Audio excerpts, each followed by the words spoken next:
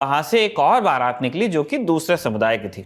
आज तक से जुड़े आकाश चौहान की रिपोर्ट के मुताबिक दोनों बारात एक ही रास्ते से निकल जाने के कारण टकराव हुआ, विवाद हुआ। इसका नतीजा ये हुआ कि दूसरे पक्ष ने दलित समुदाय से आने वाले अर्जुन मेघवाल की बारात रुकवा दी। विवाद की जानकारी पाकर जब पुलिस मौके पर पहुंची तो उन पर भी पथराव किया गया, जिसके बाद पुलिस ने पीड़ित पक्ष की शिकायत पर 29 लोगों के खिलाफ बलवा, मारपीट और SC/ST एक्ट की धाराओं में मामला दर्ज किया है। जो कुछ व्यक्तियों के द्वारा वो इस बिंदौली को निकाले जाने का विरोध किया जा रहा था, उसको ध्यान में रखते हुए सुरक्षा व्यवस्था ऑलरेडी लगाई गई थी।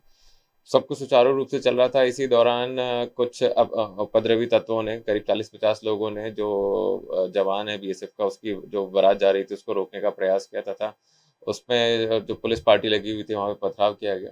मौके पे पुलिस ने सिचुएशन को कंट्रोल में किया और जो आपराधिक तत्व वहाँ पे अव्यवस्था फैला रहे थे उनको हिरासत में लिया। इसमें 2 प्रकरण रजिस्टर किए गए हैं। एक तो जो जिस व्यक्ति की बारात निकल रही थी उनकी तरफ से रजिस्टर किया गया है, जिसमें कि बलवा और SC/ST एक्ट की धाराओं में प्रकरण पंजीबद्ध किया गया है, और दूसरा प्रकरण पुलिस पार्टी पर पथराव करने की और शासकीय संपत्ति को नुकसान पहुंचाने की धाराओं में आपराधिक तत्वों के ऊपर FIR रजिस्टर की गई। SP मंदसौर के बयान से साफ है कि अगर पुलिस हालात को न संभाल पाती तो विवाद काफी बड़ा हो जाता, स्नोबॉल कर जाता। खैर, अर्जुन मेघवाल की बारात कल यानी कि 13 अप्रैल को पुलिस की मौजूदगी में निकाली गई।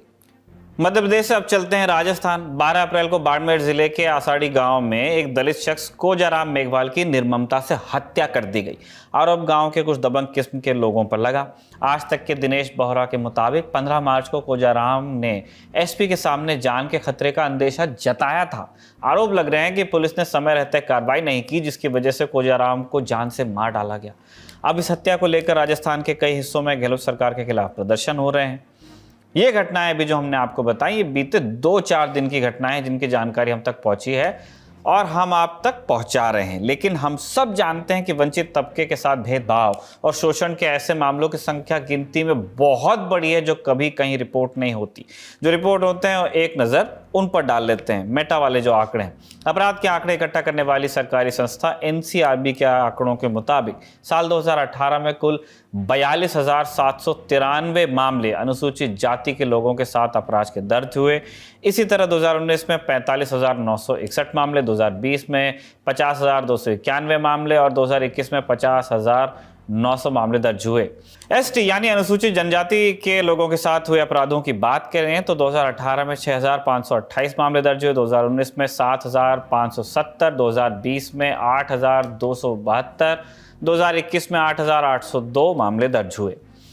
एक आंकड़ा देश की प्रीमियर हायर एजुकेशनल इंस्टीट्यूट से भी आया है। राज्यसभा में पूछे गए एक सवाल के जवाब में केंद्र सरकार ने 29 मार्च 2023 को बताया, पिछले 5 सालों यानी कि 2018 से 23 के बीच केंद्रीय विश्वविद्यालयों से OBC, SC और ST समुदाय से आने वाले कुल 14,446 छात्रों ने ड्रॉप आउट किया।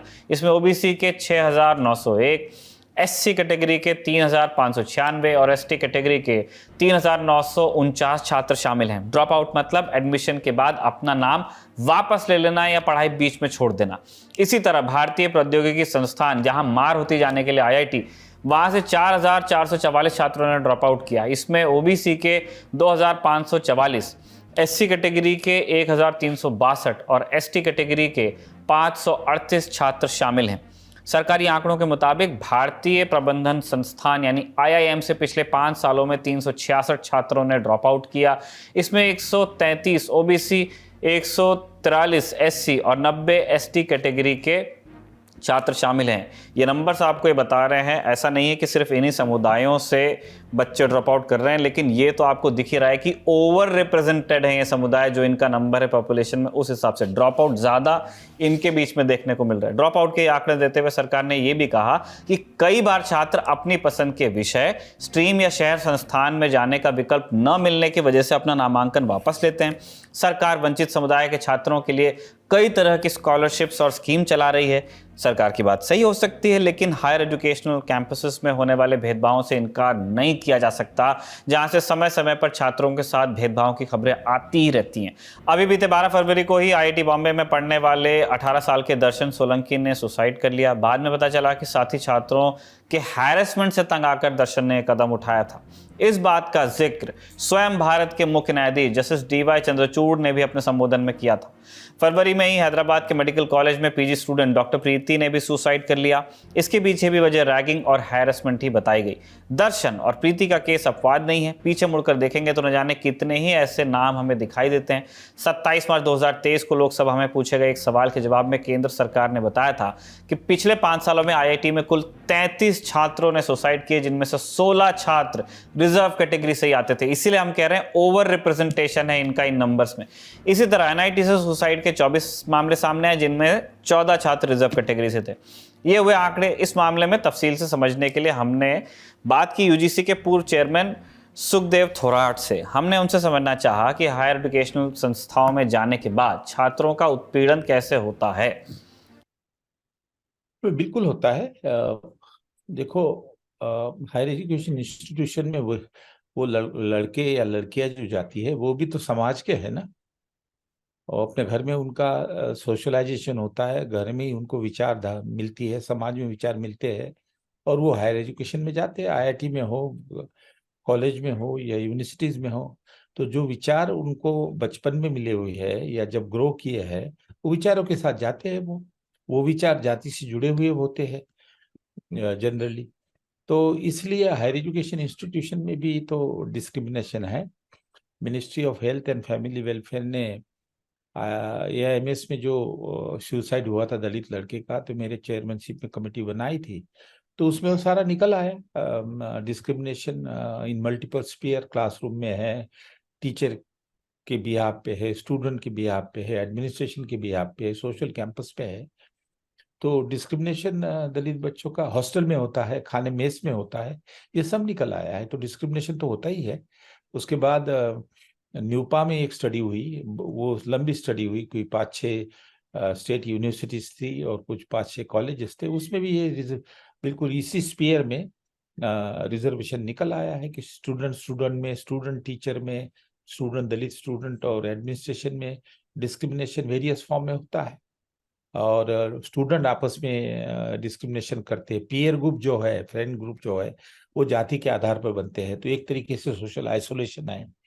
और उसके बाद फिर मेस में अलग अलग लड़के बैठते हैं। ये नहीं कि कुछ अनटचेबिलिटी है, लेकिन automatically over a period of time वो ग्रुप कास्ट के अराउंड हो जाता है। सोशल कैंपस में जो इवेंट होते हैं, कल्चरल इवेंट, उसमें भी है। और रिजर्वेशन का जहाँ तक आपने सवाल किया कि जो बच्चे रिजर्वेशन के थ्रू जाते हैं उनको कंडेम किया जाता है, ह्यूमिलेट किया जाता है, ये कोटा में आ रहे हैं, इनको तो मेरिट इससे डिटोरेट हो रहा है, जिनको फेलोशिप मिलती है जो सरकार ने उनके लिए रखी है उसके ऊपर कमेंट की जाती है। तो एक तरीके से बहुत ह्यूमिलेट और एक स्टिग्मा इम्पोज किया जाता है, जिसके बच्चों के ऊपर काफी साइकोलॉजिकल प्रेशर होता है। तो वो ऑटोमेटिकली बच्चे विड्रॉ होके अपना ग्रुप बना लेते हैं। ये हमने आपको 2 घटनाएं बताई। एक्सपर्ट्स मुद्दे पर क्या सोचते हैं वो भी आपको बता दिया। दी ललन टॉप ने कई बार डॉक्टर आंबेडकर के विचारों और जीवन के कई पहलुओं को कवर किया है। कभी हमारे ऐतिहासिक घटनाओं से जुड़े शो तारीख में, कभी किताबों से जुड़े हमारे रोजाना शो किताबी बातों में, और कभी तो आप